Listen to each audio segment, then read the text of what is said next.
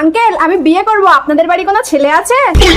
এতদিন জানতাম ছেলেরা বিয়ের জন্য হন্য হয়ে মেয়ে খোঁজে। হ্যাঁ তো মেয়েরা কি আজকাল পিছিয়ে আছে নাকি? মেয়েরা পিছিয়ে নেই, তুমি আমার বাবার সাথে দৌড়িয়ে পারবে?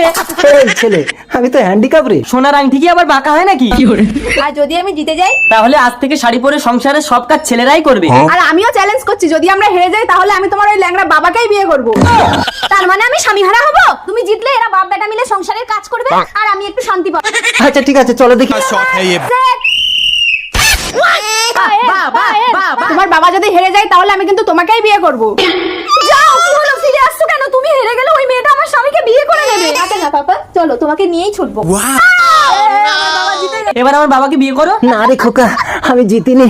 যে মা সন্তানের কান্না শুনে ছুটে গিয়ে সন্তানকে শান্ত করতে পারে, সেই তো আসল বিজয়িনী। আমরা তো জিতে গেছি, এবার তুমি আমাকে বিয়েটা করো। তুমি ভালোবাসতে জানো তো? সেটা আমার পাড়ার ছেলেদের কাছে শুনে দেখবে।